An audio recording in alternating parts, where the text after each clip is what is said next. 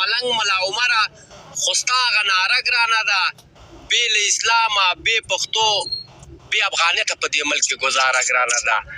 زه د فرماد یم، زه د نه یم چې وطن کې ازادي خوره وي، چې یرغلګر په ملک کې نه خپلواکي خوره وي، او د ستا ارمان بیخي پوره تک سپین بیرغ محمدي زمونږ په ارګ کې رپي. دا لنډغر د یرغلګرو نه یو شپه که یو ورځ مخکې وتې د زور طاقت قوت په لاس کې نشته، چغې نارې سورې وهي، ملي اردو ملي بیرغ ملي سرود اشتباه دا کوي، مفکر هم ورسره غواړي، همدومره بس د نور ویلو ته حاجت نشته ده.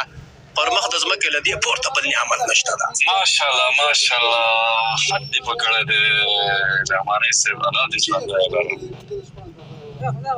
دا ما سره نه ویله، دا نور هم درته ښایسته کوم بیا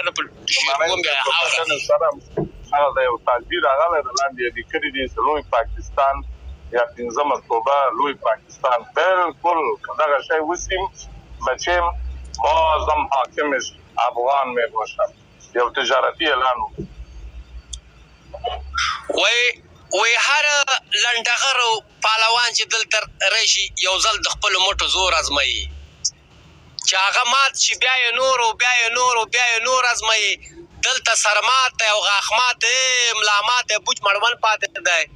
هر پهلوان د امارت په غېږ کې بند پاتې دی، هر پهلوان د امارت په بند کې بند پاتې دی.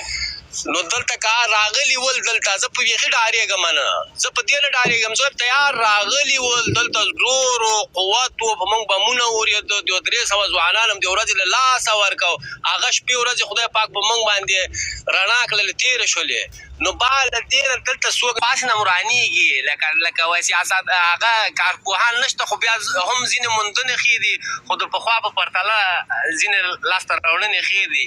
دا پاکستان ماسکستان د له منځه وځي، دلته به د افغانان نه ده، د ایران نه ده، د ایران به له منځه ځي. په سیاست کې د ایران ورانېږي اصلي. پاکستان باندې به موږ او تاسې ټول دا کوم لنډغر چې خوا د خوا شوي دا خو هسې نه هم خوشحاله دي، دې ته به خوشحالېږي، دې باندې به متحد کېږي، بیا به د ایران نه موږ خپل حق او خپل دفاع هغه غواړو. ولا لغمانی صاحب نن یو د لکه هره لاره چې دوی څونه ظلم کړی افغانانو موږ نه زحمت کړی، مخه دې دغه ظلم نیولې ده، نور ظلم امتحان نشته دلته، خلاص شو. خدای رڼایي راوستي، اوس افغانان د خدای پاک و اتفاق او اتحاد و دلته د خدای تعالی په داخل کې موږ ته اژدهاران نه پیدا کړي چې همداسې پاتې شي. مهرباني وکړئ وغږېږئ. زه خو هم خان صفایي وروره مجبور صاحب مهرباني وکړه مجبور صاحب. خان صفایي صاحب میګ مخلاص نه ستړي ماشئ. خان صفایي صاحب خالد صاحب تاسې که خبرې کوئ خان صفایي ورته وخت ورکړئ، هغه به خپل نظر شریک کړي. السلام علیکم ورحمت الله وبرکاتو. ګرانو عزت السلام ورحمت الله. وعلیکم السلام ورحمت الله. زما غږ درځي؟ بالکل 4-5